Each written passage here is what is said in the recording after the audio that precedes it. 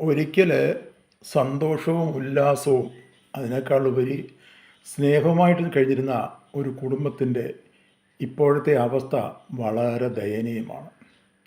ഇന്ന് ആ വീട്ടിൽ താമസിക്കുന്നത് 3 മക്കൾ മാത്രം, 3 പേർ മാത്രം. അത് തങ്ങളുടെ ഉരിയാടത്തുമില്ല, മിണ്ടാട്ടവുമില്ലാതെ, വെളിയിൽ ആരുമായിട്ട് യാതൊരു ബന്ധവുമില്ലാതെ ആ വീടിനുള്ളിൽ മാത്രം ഒതുങ്ങിക്കൂടിയിരിക്കുന്ന 3 മക്കൾ.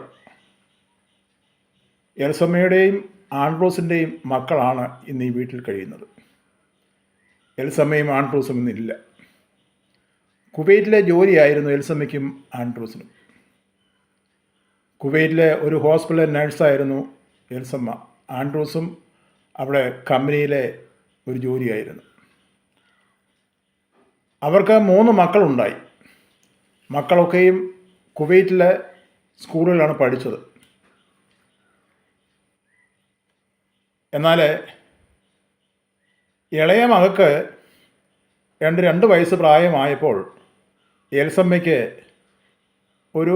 എന്തോ ഒരു മനസ്സിൻ്റെ ഒരു സമതലം തെറ്റുന്ന രീതിയിൽ കൂടെ പരസ്പര വിരുദ്ധമായിട്ടുള്ള സംസാരങ്ങളും കാര്യങ്ങളൊക്കെ ഉണ്ടായി.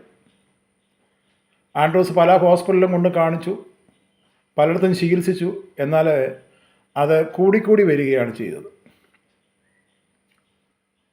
രാത്രികാലങ്ങളിൽ ബഹളങ്ങൾ വയ്ക്കുക, മക്കളുമായിട്ട് യാതൊരു ചേർച്ചയില്ലാത്ത രീതിയിലുള്ള ജീവിതം. കാരണം മക്കളെന്ന് പറഞ്ഞാൽ എൽസമ്മയുടെ ജീവനായിരുന്നു.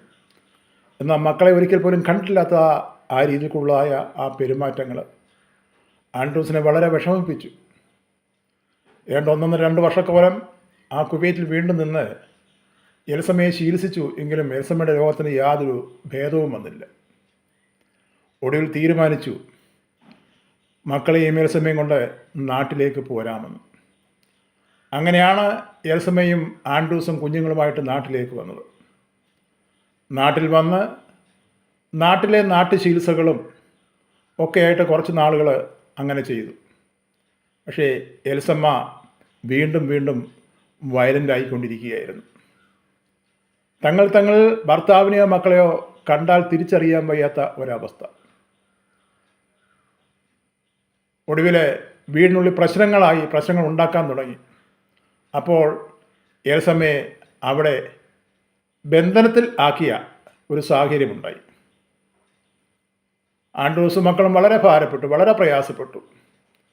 എത്ര സന്തോഷമായിട്ട് കഴിഞ്ഞിരുന്നായിരുന്നു. എന്നാൽ പെട്ടെന്നല്ല ഇതിനൊക്കെ ഒരു മാറ്റമുണ്ടായത്.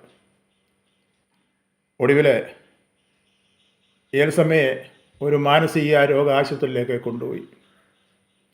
അവിടെ ചെന്ന് 6 മാസം എൽസമ്മ അവിടുത്തെ ട്രീറ്റ്മെൻറ്റിലായിരുന്നു.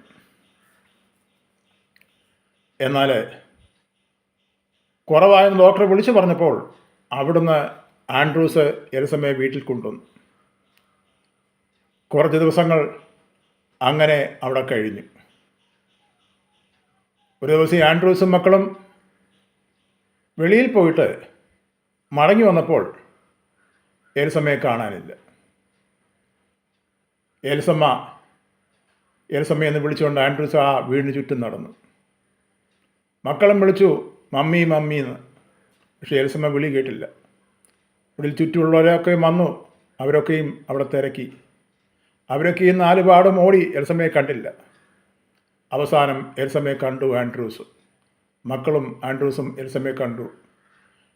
വീടിൻ്റെ പുറകിലുള്ള കിണറ്റിൽ വെള്ളം കുടിച്ച് മരിച്ചു കിടക്കുന്ന എൽസമ്മയാണ് കണ്ടത്. തകർന്നു പോയ ഒരു കുടുംബം.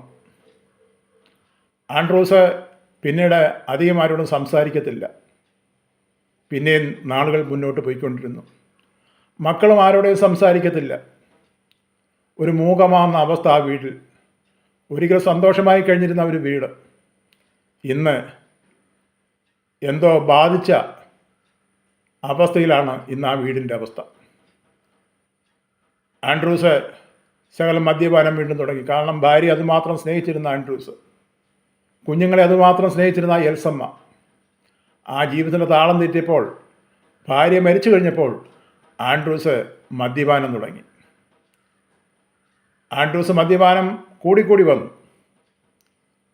ഒരിക്കൽ ആൻഡ്രൂസ് ഈ നാട് ഉപേക്ഷിച്ചു പോയി. എവിടെയാണെന്ന് ഇന്നും ആൻഡ്രൂസിനെ കുറിച്ച് യാതൊരു വിവരവുമില്ല. വീട്ടുകാരും നാട്ടുകാരും പലയിടത്തും അന്വേഷിച്ചു. ഇന്ന് വർഷങ്ങളായിട്ടും ആൻഡ്രൂസിനെ കുറിച്ച് യാതൊരു വിവരവുമില്ല. ഒടുവിൽ അധികാരപ്പെട്ടവരെ അറിയിച്ചു. അവരും അന്വേഷണങ്ങളൊക്കെ നടത്തിയെങ്കിലും ഇന്നും ആ അന്വേഷണം നടന്നുകൊണ്ടിരിക്കുകയാണ്. ആൻഡ്രൂസ് എവിടെയാണെന്ന് ഇന്ന് ആർക്കും ഒരു വിവരവുമില്ല. ആ കുഞ്ഞുങ്ങൾ 3 പേരും തനിച്ചായി. വളരെ സന്തോഷത്തോടെ കഴിഞ്ഞിരുന്ന ഒരു കുടുംബം, സാമ്പത്തികമായിട്ട് വലിയ ബുദ്ധിമുട്ടൊന്നും ഇല്ലാത്തൊരു കുടുംബം. ആൻഡ്രൂസ് എൽസമ്മയും കുവൈറ്റിലായിരുന്നപ്പോഴാണ് നാട്ടിൽ വീട് വെച്ചത്. ഇന്ന് ആ മക്കൾ ആ വീട്ടിലാണ്. 3 പേരും. മൂത്ത മകൾക്ക് ഇപ്പോൾ 32 വയസ്സുണ്ട്. രണ്ടാമത്തെ ഒരു മകനാണ്. നല്ല വിദ്യാഭ്യാസമുള്ള മക്കളാണ്. കുവൈറ്റിലാണെന്ന് പഠിച്ചത്. മൂന്നാമത്തെ കുഞ്ഞും വിദ്യാഭ്യാസമുണ്ട്. അത് മകളാണ്. 2 പെൺമക്കളും ഒരു മകനും. ഇന്ന് ആ മക്കള് ആ വീടിനുള്ളിൽ തന്നെയാണ്. ആരുമായിട്ടും യാതൊരു ബന്ധവുമില്ല. പപ്പായും മമ്മിയും അന്വേഷിച്ച കാശ് ബാങ്കിലുണ്ട്. അവർ വെളിയിലോട്ട് ഇറങ്ങത്തില്ല. എന്തെങ്കിലും അത്യാവശ്യങ്ങൾ വന്നെങ്കിൽ മാത്രമേ ആ മകൻ വെളിയിലിറങ്ങി ബാങ്കിൽ ചെല്ലുക, പൈസ എടുക്കുക, സാധനം വാങ്ങുക, വീട്ടിൽ മടങ്ങി വരിക. അവർ സ്വന്തമായിട്ട് ആഹാരം കഴിച്ച് ആരോടെയും ഒരു ബന്ധമില്ലാതെ, അവർ തങ്ങൾ പരസ്പരം പോലും സംസാരമില്ലാത്ത ഒരവസ്ഥയിലാണ് ഇന്ന് ആ വീടിൻ്റെ കാര്യം. സന്തോഷവും സമാധാനത്തോടെയും ഉല്ലാസത്തോടെയും സ്നേഹത്തോടെയും അടിച്ചു പൊളിച്ച് നടന്ന ഒരു ജീവിതം, ഒരു വീടിൻ്റെ അവസ്ഥ, ജീവിച്ച ഒരു വീടിൻ്റെ അവസ്ഥ എത്ര ഭയങ്കരമാണ്, എത്ര കഷ്ടമാണ്.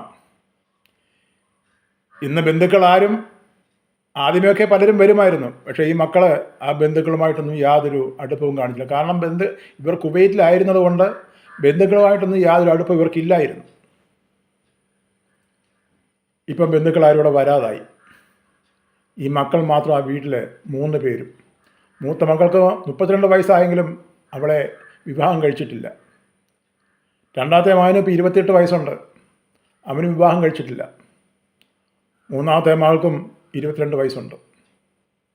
ഈ 3 പേരും ആ പപ്പായുടെയും മമ്മിയുടെയും ആ അപ്പൻ്റെയും അമ്മയുടെയും ഓർമ്മകളുമായിട്ട് ഊമരായിട്ട്, ആരോടെ ഉരിയാടാതെ മിണ്ടാതെ, പരസ്പര ബന്ധമില്ലാത്ത രീതിയിൽ കൂടി അവർ ആ വീടിനുള്ളിൽ കഴിഞ്ഞുകൂടുകയാണ്.